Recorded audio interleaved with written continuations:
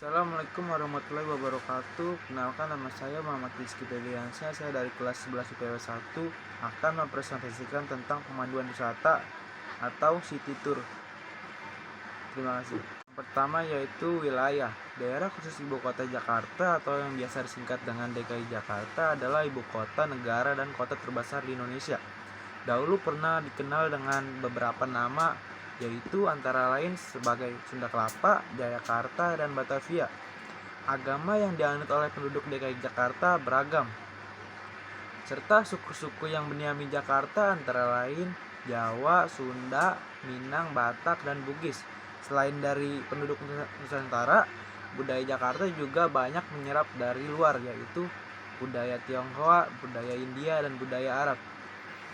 Sekian sumber keterangan dari wikipedia.com. Yang kedua yaitu objek wisata. Jakarta merupakan salah satu destinasi wisata yang baik di Indonesia.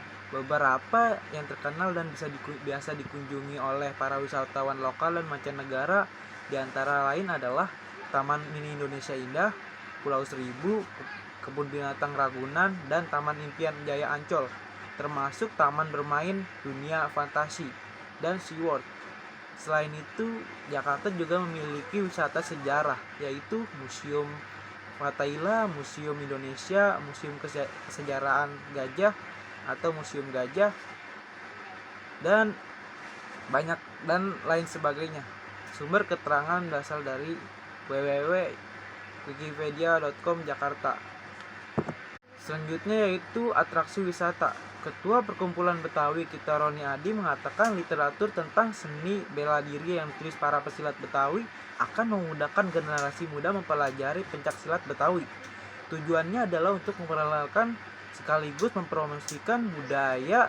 Menurut saya ini sangat menarik untuk dijadikan sebuah objek atraksi wisata, karena selain dapat mengenal latar belakang dari sejarah pencaksilat itu sendiri, kita dapat mengetahui tentang apa itu silat Betawi dan cara mempelajarinya untuk melakukan pertahanan diri atau sebagai pertahanan diri.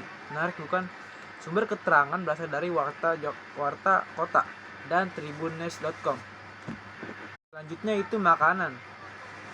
Kerak telur adalah makanan asli daerah Jakarta atau Betawi dengan bahan-bahan beras ketan putih, telur ayam, dan telur bebek. Kerak telur ada dari zaman kolonial Belanda. Kerak telur diciptakan oleh masyarakat Betawi secara tidak sengaja pada tahun 1970-an. Walaupun kini banyak fast food yang hadir di Jakarta, kerak telur tetap mempunyai tempat hati di warga Jakarta itu sendiri. Hal ini dibuktikan setiap kali ada acara-acara besar di Jakarta seperti Pekan Raya Jakarta. Kerak telur laris manis terjual di serbu warga yang hadir di sana. Sumber keterangan berasal dari indonesiakaya.com. Selanjutnya itu flora dan fauna. Flora dan fauna khas Provinsi Jakarta ini adalah fauna identitas provinsi dan fauna identitas provinsi se-Indonesia. Kali ini mengangkat tumbuhan dan hewan yang dijadikan fauna dan flora identitas yang selain khas juga menjadi maskot bagi Provinsi DKI Jakarta itu sendiri sebagai flora atau tumbuhan identitas. Provinsi DKI Jakarta memiliki salak condet atau nama Salacea Edelweiss kita dan elang bondol Haliastur indus sebagai flora dan fauna identitas Provinsi DKI Jakarta. Sumber keterangan berasal dari colorofindonesia.com. Selanjutnya yang paling menarik yaitu kerajinan tangan. Ondel-ondel merupakan kesenian boneka yang konon sudah ada sejak zaman pra-Islam di Pulau Jawa. Selain dikaitkan dengan dunia magis, ondel-ondel mulai merupakan simbiosis dari penjaga kampung dari segala macam bahaya, ancaman, dan wabah penyakit. Ondel-ondel umumnya dibuat dari kayu dengan bagian tumbuhnya menggunakan dongdang. Kerajinan tangan dari DKI Jakarta ini bisa dijadikan sebagai informasi tambahan Anda. Ondel-ondel mengenakan pakaian adat Betawi dengan warna yang terlibat mencolok. Tubuh bagian depannya diberi rongga kecil sebagai celah bagi penunjang. Sumber keterangan berasal dari wikipedia.com dan ilmuseni.com. Selanjutnya itu benda-benda budaya dan agama. Benda-benda budaya dan agama, salah satu benda-benda budaya itu adalah Gambang Kromong. adalah jenis orkes yang memadukan gamelan dengan alat-alat musik Tionghoa.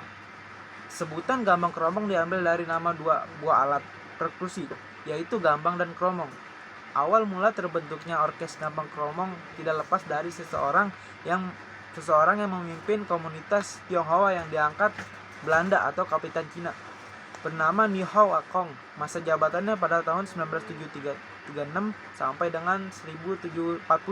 Sumber keterangan berasal dari Wikipedia Gambang Kromong. Demikian video singkat hari ini. Maaf jika banyak kekurangan.